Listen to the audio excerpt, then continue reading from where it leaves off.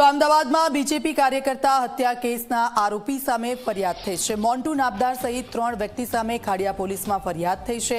હત્યા કેસના સાક્ષી મહિલાને ધમકી આપ્યા હોવાનો ગુનો દાખલ થયો છે। મહિલાને આરોપીને મારી નાખવાની ધમકી આપ્યાનો આરોપ છે।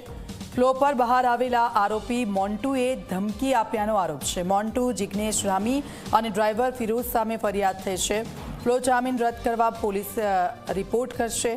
નશાની હાલતમાં હોવાથી મોન્ટુ નામદાર સામે નોંધાઈ છે ફરિયાદ। પોલીસ પકડથી બચવા ભાગવાનો પ્રયાસ કરતા આરોપી ઘાયલ થયો છે। આરોપી મોન્ટુ નામદાર વિરુદ્ધ કુલ 2 ફરિયાદ નોંધાઈ છે અને મહત્વનું છે કે બીજેપી કાર્યકર્તા રાકેશ ઉર્ફે બોબી મહેતા હત્યા કેસમાં આરોપી મોન્ટુ નામદાર વડોદરાની જેલમાં બંધ હતો, જ્યાંથી ફ્લો પર મુક્ત થતા આરોપીએ અમદાવાદના ખાડિયામાં હંગામો મચાવ્યો હતો, જ્યાં ટ્રાફિક રોકીને જાહેરમાં ફટાકડા ફોડ્યા હતા। જાહેરમાં રોપ જમાવતા મોન્ટુ અને તેના સાગરીતોના સીસીટીવી પણ સામે આવ્યા છે। ત્યારે આરોપી સામે ધમકી આપ્યાની ફરિયાદ નોંધાઈ છે।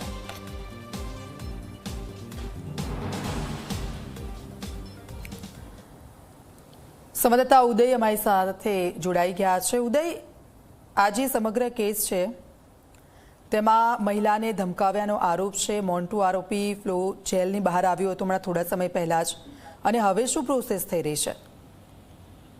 દીક્ષિતા, જો વાત કરવામાં આવે તો ગઈકાલે જે પ્રમાણે મોન્ટુ નામદાર જે હત્યા કેસ આરોપી જે છે એ ફરોનો પેરોલ ઉપર આવેલો હતો અને આવતાની સાથે દારૂની નશાની હાલતમાં આવી ખાડિયા વિસ્તારની અંદર જે જાહેરમાં ફટાકડા ફોડી અને જે હત્યાના કેસના સાક્ષી છે તેને ધમકાવવાનો પ્રયત્ન કરેલો હતો।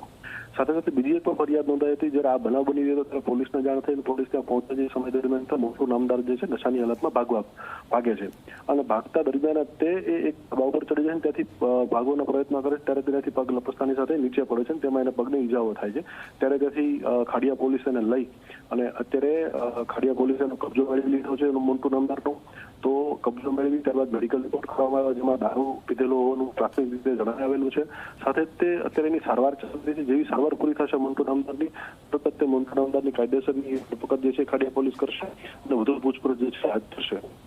બિલકુલ, આભાર ઉદય સમગ્ર વિગત બદલ।